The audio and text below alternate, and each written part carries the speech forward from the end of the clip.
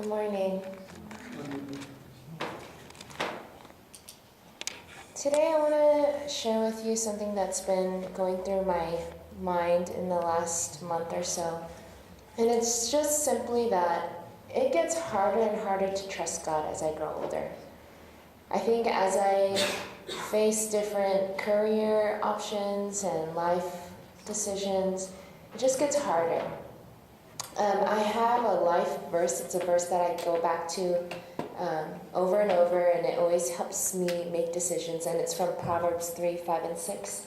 And it says, "Trust in the Lord with all your heart, and lean not on your own understanding.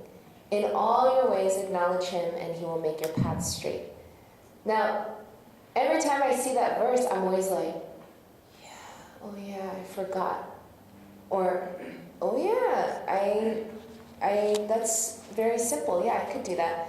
But the reason why I have those reactions is because I have forgotten to do that. So I go back and then I say, I forgot. And I think, so I realized this especially this past week because I have been in a work situation right now when people around me don't know what they're doing, and only I know what I'm doing. So I feel like I'm doing 50 jobs. So my job and then 50 other jobs. So I feel like I know what I'm doing, so I feel competent, I feel smart, I feel like I can teach others, but also it makes me trust in myself. It makes me proud of myself. It makes me wonder, why am I still here, right? So I think there's this thing where when we start to find ourselves in places where we can do the job, when we can actually do it, we forget that we need the help of other people. We forget that we need the help of God, right? It's very easy to trust in myself. I'm responsible, I'm smart, I can trust myself, it's very simple. But I've been also noticing, so I have a friend that I was talking to this past week, and she's also very miserable in her job because of the same situation as myself. She works with people that don't know what they're doing, and so she takes pride in what she's doing, but it also is kind of killing her. It's making her depressed and miserable, and she just has a hard day every day. But as I was talking to her, I realized something about myself as well. Is that when we start to trust in ourselves, it becomes a sickness. It becomes a sickness that we hold on to our competency and our intelligence, and we say, like, God, why do you have me here? And then so it starts becoming a blaming God. I'm sorry if this is kind of confusing, but I'll tie it all together. So I think the story that it reminded me of, and this is just for a visual, is from John 5, when there's a man who's been sick for 38 years, and he's lying by this pool that's supposed to heal you. So the story is that when the water would stir, if you were the first person that went in there, then you would be healed. Well, Jesus, he comes up to this man and he says, "Do you want to be well?"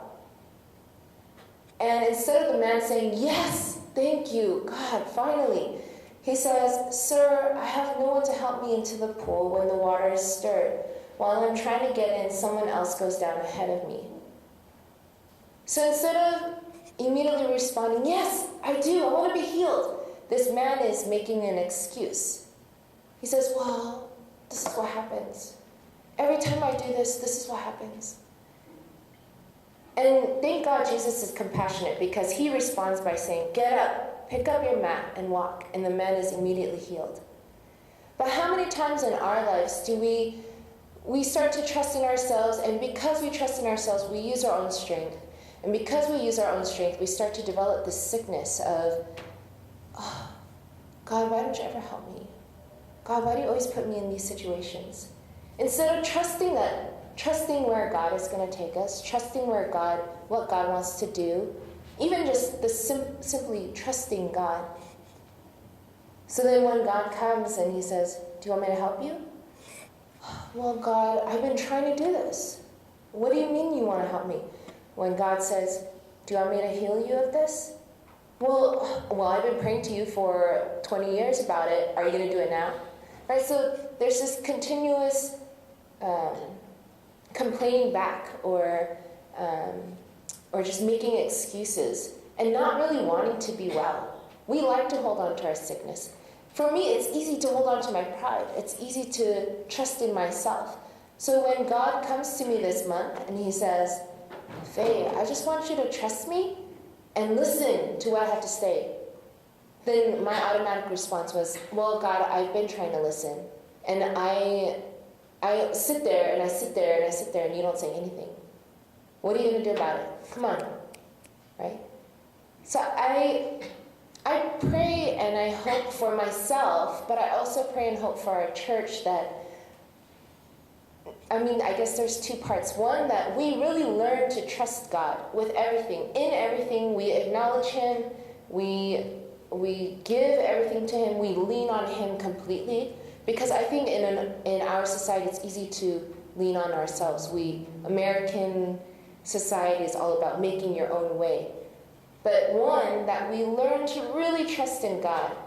And then two, that when we have unlearned that, when we have forgotten to trust in God, that we accept, I don't know how to really tie it, but that we recognize our sickness in that, and that when Jesus comes to us, that we can say, yes, God, I want to be healed.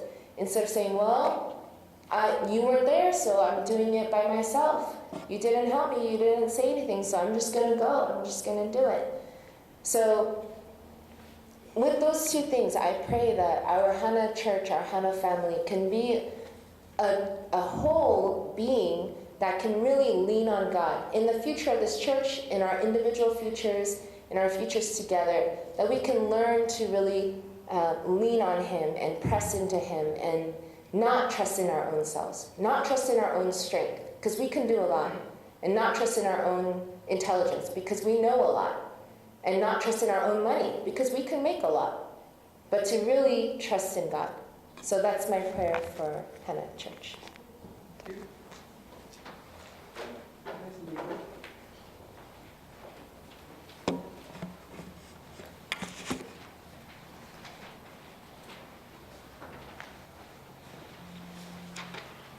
너무 어려운 주제를 다뤄가지고 제가 어떻게 통역을 해드려야 될지 모르겠네요. 잠언 3장에 보면 하나님을 의지하라. 자신의 명철을 의지하지 말고 하나님을 의지하라. 그러면 하나님께서 너의 가는 길을 평탄케 하리라, 바르게 하리라, 이런 규절을 가지고 이제 얘기해 준 것 같은데요. 지금 이제 직장 생활을 잘 하는데 그 학교가 좀 문제가 있다고 그래요. 그래서 자기는 축구라고 열심히 하는데 다들 그냥 시간 때우고 돈 벌라고 이제 일하고, 제가 이제 몇 주 전에 만났거든요. 그때 이제 그거 가지고 갈등을 하고 이제 학교를 그만둬야 되느냐 말아야 되느냐, 이제 이걸 계속 기도하고 공부해야 되느냐 말아야 되느냐, 지금 그런 상황에 있어요. 근데 이제 깨달은 바는 뭐냐? 아까 요한복음에 나온 것처럼 38년 전 환자가 예수님이 오셔서 네가 낫기를 원하느냐 했을 때 예 하고 바로 대답을 안 하고 바로 의지하지 않고 이런저런 핑계와 이런저런 이유가 많다는 거예요. 물이 동할 때 나를 데려다 줄 사람이 없어서 내가 여태 이러고 있었습니다. 이렇게 이제 자기 생각, 자기 판단, 자기의 어떤 그 주관이 뚜렷해서 사는데, 미국에 사는 우리들은 다 그 아메리칸 웨이라는 게 자기가 결정하고 자기가 책임지고 그게 이제 반듯한 인간이다, 이렇게 해서 훈련 받아왔기 때문에 하나님의 판단에 맡기고 하나님에게 자기 마음을 다 드리고 이게 익숙하지 않다는 거죠. 그래서 쉽게 우리는 우리 자신의 능력과 자기의 프라이드나 자기가 하고 있는 일에 나는 옳고 다른 사람은 틀리다, 이렇게 생각하기 쉬워서 그게 익숙해져서 하나님한테도 우리가 이게 잘 안 된다는 거예요. 마음을 다 드리고 주님이 원하실 때 네, 그렇게 하시죠 하기보다는 제가 20년 동안 기도하고 오랫동안 기도할 때 당신 뭐 하셨어요? 내가 도와달라 할 때 뭐 하셨어요? 오히려 이렇게 톡백을 하지. 그분이 말했을 때 예, 맞습니다. 당신의 뜻대로 이루어지이다. 이런 식으로 우리가 응답을 잘 안 한다는 것 같아요. 여러분들은 어떻습니까? 사실 저런 얘기를 이렇게 솔직하게 고백하기가 쉽진 않거든요. 그러니까 오늘 우리 한번 요한계시록에서는 뭐라고 얘기하는지 같이 한번 묵상하면서 우리 페이가 던진 질문에 대답도 하고 또 우리 스스로도 대답을 찾아보면 좋을 것 같아요. 함께 하나님의 말씀 받들어있습니다. 요한계시록 6장 1절에부터 8절까지입니다.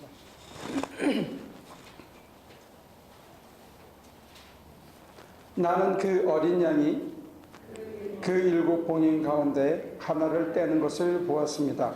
그리고 나는 내 생물 가운데 하나가 우레 같은 소리로 오너라 하고 말하는 것을 들었습니다. 그리고 내가 보니 흰말 한 마리가 있는데 그 위에 탄 사람은 활을 가지고 있었습니다. 그는 멸류관을 쓰고 있는데 그는 이기면서 나아가고 이기려고 나아갔습니다. 그 어린 양이 둘째 봉인을 뗄 때에 나는 둘째 생물이 오너라 하고 말하는 것을 들었습니다. 그때 불빛과 같은 다른 말 한 마리가 뛰어나오는데 그 위에 탄 사람은 사람들이 서로 죽이는 일이 벌어지도록 땅에서 평화를 없애는 권세를 받아서 가졌습니다. 또 큰 칼을 받아서 가지고 있었습니다. 그 어린 양이 셋째 봉인을 뗄 때에 나는 셋째 생물이 오너라 하고 말하는 것을 들었습니다. 그리고 내가 보니 검은 말 한 마리가 있는데 그 위에 탄 사람은 손에 저울을 들고 있었습니다. 그리고 내 생물 가운데서 나오는 듯한 음성이 들려왔는데 밀 한 대도 하루 품삯이요 보리 석 대도 하루 품삯이다. 올리브 기름과 포도주에는 해를 끼치지 말아라 하고 말하였습니다. 그 어린 양이 넷째 봉인을 뗄 때에 나는 이 넷째 생물이 오너라 하고 말하는 것을 들었습니다.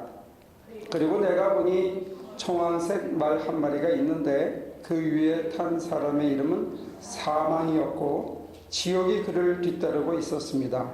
그는 칼과 기근과 죽음과 들짐승으로서 4분의 1에 이르는 땅의 주민들을 멸하는 권세를 받아가지고 있었습니다.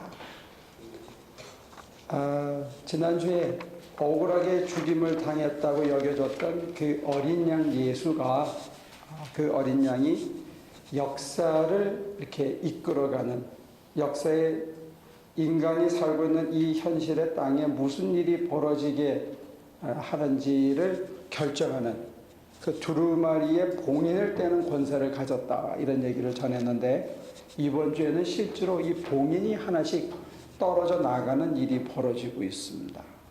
봉인을 하나 뛸 때마다 이런 일들이 하나, 둘, 셋, 넷, 7번이 행해지게 되어 있는데 근데 이제 이 봉인을 떼서 이루어진다는 얘기는 인간사에 일어나고 있는 거의 모든 일의 주관이 이제 어린 양의 손에 의해서 하늘에서 결정된 대로 땅에서 이루어지고 있다 하는 것을 먼저 말해주고 있어요. 근데 우리는 하늘에서 그런 결정을 하고 그런 것을 시행했을 때 우리한테 그런 일이 벌어진다라고 참 깨닫기가 어렵다는 거예요. 그래서 이스라엘 사람들은 대대로 그 소위 말하는 바실레이아라는 개념을 가지고 있었어요. 바실레이아라는 개념은 뭐냐면 하나님의 나라에 대한 기대를 가지고 있었습니다. 특별히 사는 게 점점 어려워질 때, 이방인들의 핍박이 심할 때, 다른 종교를 믿는 민족들이 성에서 자기들을 핍박하고 착취해가고, 사실은 그 지금의 시리아에서부터 애굽에 이르는 그 곡창지대가 유럽의 거의 반을 매겨 살리는, 그래서 수탈을 해간 거예요. 예수님이 오시는 그 당시에조차도. 그랬기 때문에 이 사람들의 입장에서는 하나님이 역사 내에 개입을 하셔서 자기네가 무슨 혁명도 많이 해봤고 농민 반란도 여러 차례 해봤는데 도저히 자기들 힘으로 안 되더라는 거예요. 그래서 하나님이 이 역사 내에 확 뚫고 들어오셔서 이렇게 해결을 좀 해주셔야 이게 되겠다, 이런 기대를 가지고 있었어요. 이게 바실레이아라는 개념이었다고 그래요. 근데 이 바실레이아는 누구를 통해서 이루어지냐면 하나님이 택한 종을 통해서 이루어지는데, 그 종이 오는 날, 그날을 파루시아라고 그랬답니다. 주님의 날. 그러니까 바실레이아하고 파루시아는 같이 가는 컨셉인데, 하나님께서는 당신의 에이전트를 통해서 이 역사 속에 당신의 뜻을 펼치는데, 그날이 바로 이스라엘이 기대하던 해방의 날, 이 압제로부터 벗어나는 날, 이걸 기대하고 있었다고 그래요. 그런데 문제는 뭐냐면 어떤 사람이 강도를 만났어. 강도를 만나가지고 이제 목에 이렇게 총을 대고 다 뺏기고 있는데, 그게 CCTV에 잡혀가지고 그거를 신고해서 경찰이 확 왔어요. 와가지고 그 순간을 포착해가지고 둘러싸가지고 항복해라. 그러면 강도 만난 사람에게는 그 순간이 해방의 날입니다. 근데 강도에게는 무슨 날이죠? 그날이 체포당하는 날, 내지는 심판의 날, 재소서는 총에 맞아 죽는 날이기도 해요. 그러니까 동일한 날이, 동일한 에이전트가 와서 동일하신 하나님이 하시는 그 어떤 일이 어떤 사람에게는 심판의 날이고 어떤 사람에게는 해방의 날이라는 거예요. 근데 이스라엘 사람들은 내가 이스라엘 민족이라는 이유 때문에, 또 그게 자연스럽게 이어져서 교회에 다니는 사람들은 내가 교회에 다닌다는 이유 하나 때문에 하나님의 날이, 바실레아가 이루어지면, 하나님의 나라가 이루어지면, 파르시아가 오면, 주의 날이 임하면 내가 당연히 해방을 얻고 자유를 얻을 거라고 생각했어요. 여러분도 그렇죠? 예수님이 재림하시면 공중에 이렇게 떠올라 갈 거라고 생각해가지고 기대하시고 있는데, 실제로는 그렇지 않다는 거예요. 이게 참 황당한 얘기입니다. 그래서 그 성경에는 여러 비유가 있는데, 열 처녀 비유를 하면서 등불을 준비했던 5 처녀는 신랑을 맞았는데, 준비하지 않고 졸던 처녀들은 바깥 어둠에 쫓겨나 슬피 울며 이를 갈미 있으리라. 이렇게 해서 둘로 나눠요. 근데 성경에는 분명히 그런 얘기가 있거든요. 알곡과 가라지의 이야기. 추수할 때까지 가라지를 그냥 둬라. 그리고 추수할 때까지, 왜냐하면 이 가라지가 밀 속에 막 뿌리를 두르고 이렇게 같이 엉겨 있기 때문에 가라지를 뽑으려고 그러면 밀을 같이 뽑힌다는 거예요. 가라지가 워낙 억세고. 그러니까 가라지를 뽑다가 밀을 같이 뽑으니까, 요즘처럼 무슨 농약이 발달한 시대가 아니니까 농부들에게 가라지를 그냥 보기 싫지만 놔둬라. 언제까지? 추수할 때 알곡을 털면 가라지에서는 껍질밖에 안 나오니까 자연스럽게 도태되는 거라는 거예요. 근데 거기서 얘기는 뭐냐면, 한 밭에, 하나님의 밭에, 하나님의 백성들 가운데 알곡과 가라지가 뒤섞여 있다는 거예요. 성경은 분명히 선택에 대한 얘기를 해주고 있거든요. 근데 이게 너무 무시무시하니까 현대교회에서는 얘기를 안 하기 시작했어. 하나님의 나라가 임하면, 주의 날이 다가오면, 닥치면 그날이 둘로 나누는 날이라는 것, 이것을 우리는 얘기를 안 하고 살아온 거예요. 대신 뭐만 얘기했냐? 주의 날이 오면 날 여기서 건져주겠지, 날 고쳐주시겠지, 이런 기대만 가지고 있은 거예요. 근데 하나님께서는 2가지를 분명히 얘기했는데, 주의 날이 어떤 자에게는 심판이고 어떤 자에게는 해방이라는 그 사실 하나하고, 심판의 자리에 서지 않으려면 어떻게 해야 되느냐? 마음의 중심을 돌이켜야 된다는 거예요. 예수님이 오셔서는 회개하라 이렇게 얘기했고, 아까 잠언에 얘기된다면 너희 명철을 의지하지 말고 너희 마음을 하나님께 드려라. 신명기에서는 어떻게 했냐? 너희 마음을 다하여 이렇게 되어 있습니다. 돌이켜 하나님을 바라보고 하나님에게 내 마음을 다 쏟아 놓아야 그날이 바로 주의 날이 임했을 때 그날이 해방의 날이 된다는 거예요. 그런데 문제는 이 바실레이아가, 이 파르시아가 해방의 날이 장차 미래에 일어나는 어떤 우주적인 사건이라면 우리한테 시간적인 여유가 있어요. 그런데 그때 왕창 한꺼번에 이루어지는 일이 개개인에게 짜잔하게 반복돼서 경고를 하고 돌이켜서 그날에 제대로 살기를 원한다면 이 얘기를 만약에 이미 임한 하나님의 나라, 장차 완성될 하나님의 완성, 이런 도식에서 본다면 사실은 파르시아는 저와 여러분들에게 인생에 적어도 두세 번, 많은 사람은 너댓 번 찾아올 수 있다는 거예요. 우리한테 주님의 날이. 그래서 주님이 오셔서 회개하는 종들과 회개하듯이 와봐, 너 어떻게 살았어? 내가 맡긴 거 너 제대로 쓰고 있어? 하고 할 수 있다는 거예요. 여러분들은 그런 생각을 안 해보셨습니까?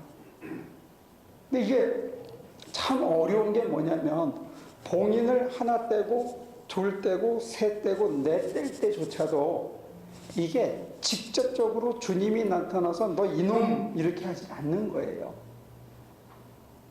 이게 참 황당한 얘기입니다. 첫 번째 봉인을 뗄 때는 영적인 세계와의 싸움처럼 보이고 두 번째 봉인을 뗄 때는 인간과 인간이 서로 으르렁거리면서 한 집에 있는 사람이 원수처럼 보이게 만들어 서로가 서로를 미워하게 하는데 그냥 어떻게 생각하냐면 저 인간이 나빠서 아까 우리 페이 얘기들 한다면 같은 직장에서 일을 하는데 나는 열심히 바르게 하는데 쟤네들은 자기가 무슨 일 하는지 몰라 하고 관계가 깨지기 시작하는 게 개별적인 개인에 주어진 파르시아로 보면 두 번째 봉인을 뗄 때라는 거예요. 여러분도 이런 생각은 안 해봤죠? 나도 모르는 사이에 주님께서 나를 둘러싸고 있는 악한 영들을 치워주고 그들의 목을 잡아서 나를 보호해주고 있고 두 번째 봉인을 떼실 때 내가 인간관계에서 자꾸 부딪히고 남하고 자꾸 어긋나며 주변에 있는 나쁜 인간들 때문에 내 인생이 자꾸 꼬이는 것 같이 느껴질 그런 걸 경험한 적이 있나요? 근데 이게 하나님의 작품이라는 거예요. 요한계시록. 이게 맞는지 틀리는지 전 모르겠습니다. 다만 이렇게 해석을 해드리는 거예요. 장차 완성에 이루어질 그 모습이 지금 여기서 개인을 위해서 개인에게 주의 날을 허락하시고 하나님 나라의 백성으로 살게 하기 위해서 하나님께서 당신의 에이전트를 통해서 봉인을 띄는 것은 심판하기 위해서가 아니고 해방하기 위해서라는 거예요. 두 얼굴이 다 있지만 궁극적인 목표는 마음을 돌이킨 자가 심판받지 않고 해방을 얻게 하기 위해서 이렇게 주는데 두 번째 봉인을 띨 때 우리한테 나타나는 현상이 뭐냐면 이게 친구가 원수가 되는 거예요. 가족이 원수가 되고 서로가 서로를 으르렁거리고 잡아먹어야 되는 이게 하나님의 경고라는 거예요. 이런 생각. 성경은 참 재미있게 하고 있죠. 근데 세 번째는 뭐예요? 오너라 했습니다. 셋째 생물이 오너라 하고 말하는 것을 들었습니다. 그리고 내가 보니 검은 말 한 마리가 있는데 그 위에 탄 사람은 손에 저울을 들고 있었습니다. 그리고 내 생물 가운데 나오는 듯한 음성이 들려 있는데 밀 한 대도 하루 품삯이요 보리 석 대도 하루 품삯이요. 자가 상실되는 겁니다. 외부적으로는요, 사실은 저는 경제 전문가가 아니기 때문에 경제적인 정확한 분석과 판단은 할 수 없지만 지금부터 500년 전에는 스페인 사람들이 무력으로 함대를 이끌고 가서 전염병도 퍼뜨리고 무력으로 칼날로 인디안들을 하얀 구세주가 올 거라고 기대한 인디안들을 쳐가지고 거기서 은을 끌고 가서 그 은으로 자기네 성당을 짓고 그 은으로 길에 돌을 깔았거든요. 어마어마한 양의 은을 가지고 갔어요. 이 남미에서부터. 무슨 힘으로? 칼의 힘으로. 근데 지금 저는 경제학자는 아니지만 한 달에 800억 불을 돈을 찍어가지고 이 돈을 가지고 경제를 살리라고 그랬는데 돈을 빌린 사람들은 크레딧이 좋은 사람들인데 그 사람들은 돈을 빌려서 지금 뭘 하냐면 제3세계에 가서 주식에 투자를 하고 단기 차익을 보면 그걸 가지고 돈을 벌어서 또 나와. 이것도 하나의 침략이거든요. 분명한 자본에 의한 침략인데 제3세계는 그것을 환영해. 왜? 그나마 떡고물이 조금 돌아가고 활성화가 되니까. 가장 많은 침략을 받는 게 중국인데 중국이 양적 완화에 가장 거부하는 나라 중에 하나. 이게 참 모순이에요. 미국이라는 나라가 돈을 빌려서 돈을 마구 찍어서 채권을 마구 발행해서 이 경제를 유지하는데 그 채권을 누가 사주느냐? 이게 중국이 사주고 있거든요. 일본이 사주고. 이게 엄청난 모순인데 이걸 해결할 길이 없어. 안 그러면 전체가 도산을 하니까. 전 세계가 도산을 하는 거예요. 그러니까 저는 뭐 그 이상 깊이를 팔 만한 그런 재주는 없는데 보면 모순인데 모순이 다 인정을 받는 거예요. 여러분들이 가게에서 세금을 안 찍기 시작하면 세금을 안 찍으면서 그게 모순인데 그게 당연시 되는 때가 와요. 자가 없어지기 시작하면. 내 행동의 기준이 없어져요. 처음에는 주저주저 하면서 저지른 일인데 그 다음에는 달콤해서 하면서 등을 조금씩 돌리기 시작하면 하나님이 안 보이면 무슨 짓을 해도 내 마음에 전혀 깨름칙한 게 없어지는 때가 온다. 인간관계가 깨지기 시작했죠. 내가 하고 있는 내 삶의 잣대가 없어지기 시작하는 거예요. 근데 이게 하나님의 심판이라는 것을 우리들은 돌이켜야 된다는 것을 우리들은 잘 생각을 못하는 거예요. 근데 하나님께서는 왜 우리가 돌이키기를 원하나? 그냥 지 맘대로 살다가 지 맘대로 고생하다가 지 맘대로 이렇게 하다가 지 죄값을 다 받고 그냥 싸우고 난리치고 그러다가 죽게 놔두지 왜 하나님께서 우리가 그렇게 돌이킨다고 하나님한테 뭐 덕될 게 있을까?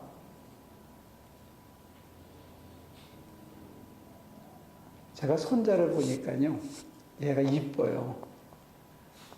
이쁜데 일주일에 한 번 보니까 얘가 날 보고 울어. 그러니까 속으로 좀 창피하더라고.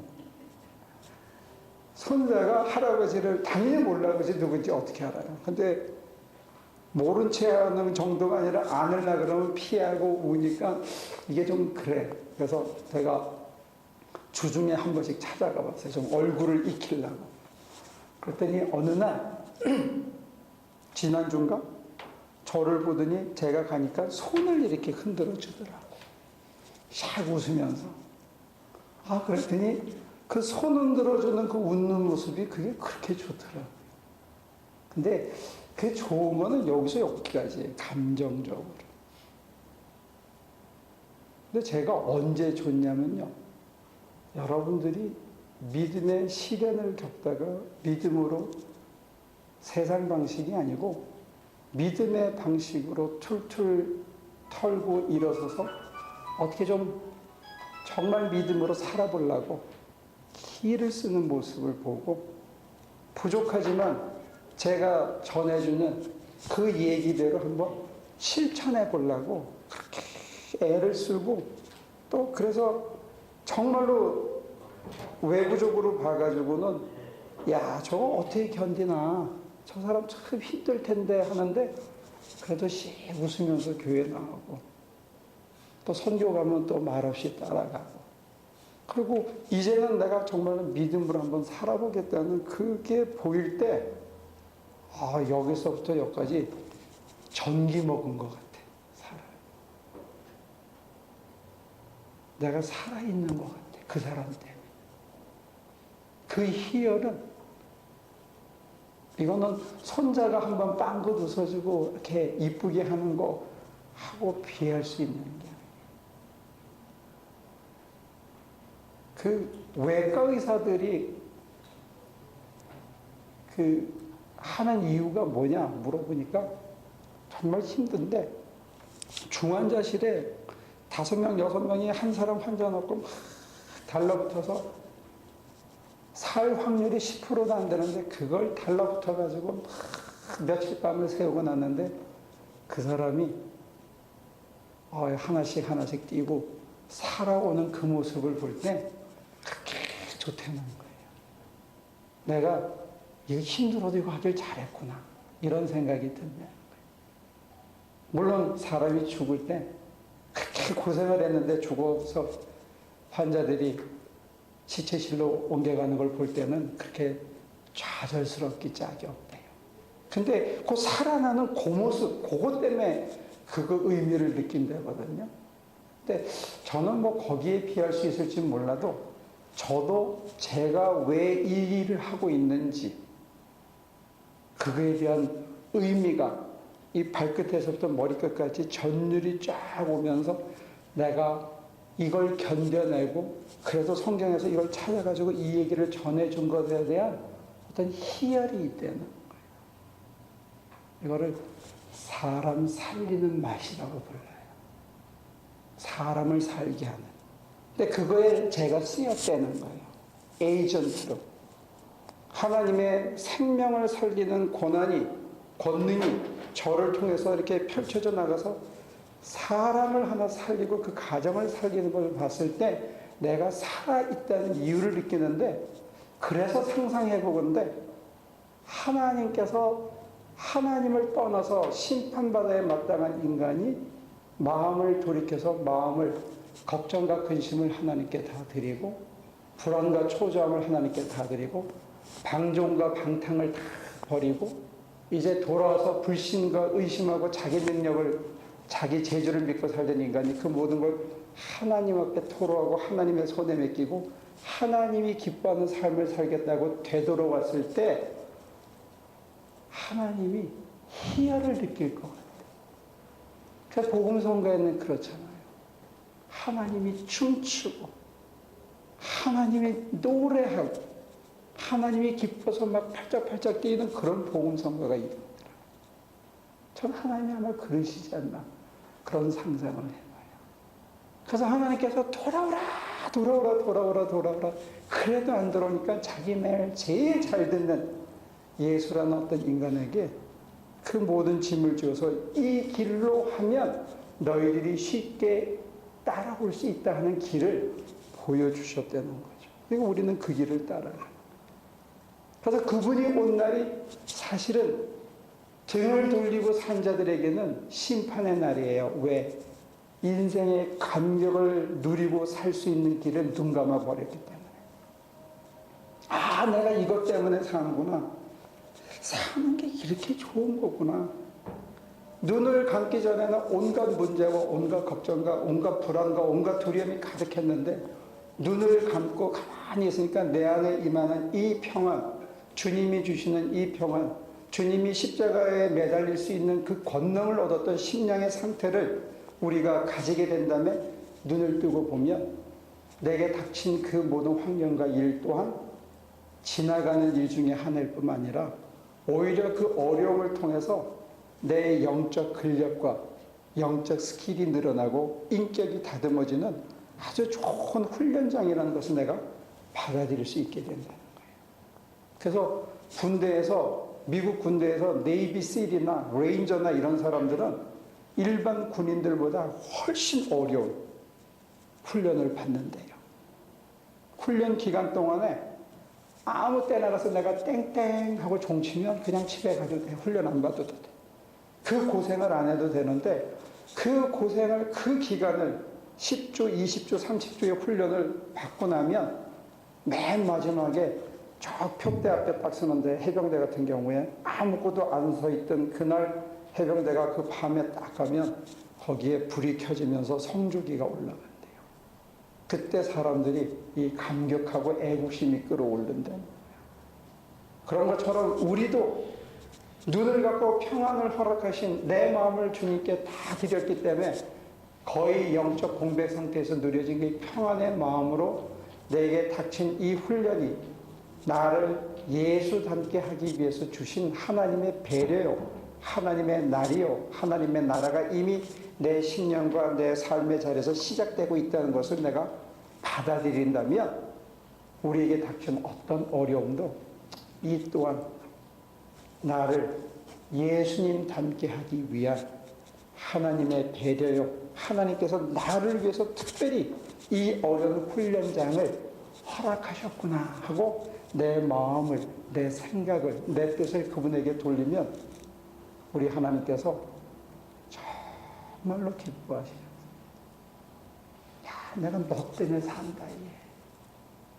내가 너 때문에 이 모든 어려움을 견디고도 네가 그렇게 해줘서 내가 얼마나 좋아. 할아버지가 뭐 애가 진짜 제가 좋아서 웃었는지 그냥 옆에서 뭐라 그러니까 웃었는지 알게 뭐야. 그래도 저는 좋다. 정말로 여러분들이 뭐 제가 전해준 말 때문에 살아났는지 정말 살라 그런지 아니면 오기 때문에 그런지 저 잘 몰라요. 그렇지만 그렇게 믿는 거죠. 그죠? 근데 하나님은 아신다. 우리 속.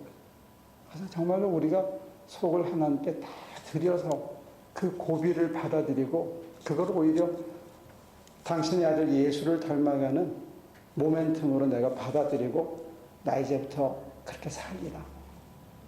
주님 길 따라가리라 하고 그렇게 돌아올 때 우리 아버지 하나님께서 참 많이 기뻐하실 줄로 믿습니다.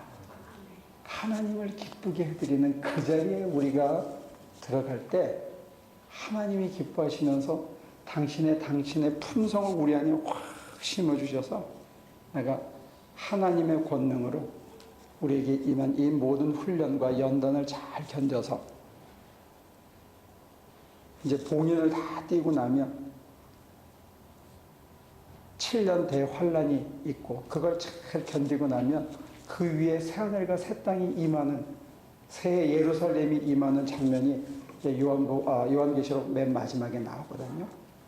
저는 그런 축복이 우리 하나님의 모든 식구들에게 임할 수 있기를 꿈꾸고 있습니다.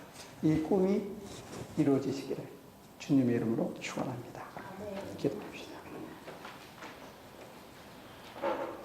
심판을 구원의 소식이라고 받아들일 수 있게 하시고 어려운 난관을 하나님의 사랑의 연단이라고 받아들일 수 있게 하시며 우리를 어렵고 힘든 자리에 보내서 당신의 뜻을 펼치게 할 때 우리를 통해서 살아나는 사람들, 바르게 살아가는 사람들, 성실하게 벽돌을 하나하나 쌓아가며 모든 고난을 이기는 사람들을 볼 때 하나님의 기쁨에 참여하는 저희 하나 식구들이 될 수 있게 도와주시옵소서. 하나님이 얼마나 기뻐하시나 같이 감격할 수 있는 저희들이 되기를 바라와 예수님의 이름으로 기도합니다.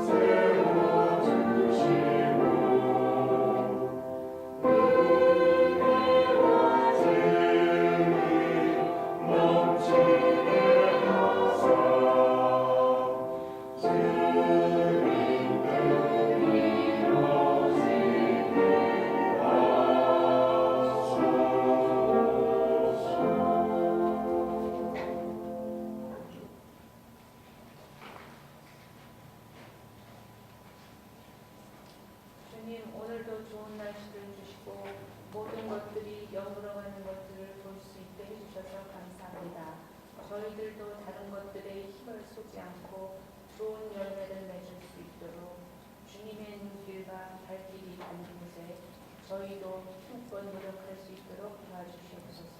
주 예수 그리스도 이름 받들어 기도드렸습니다.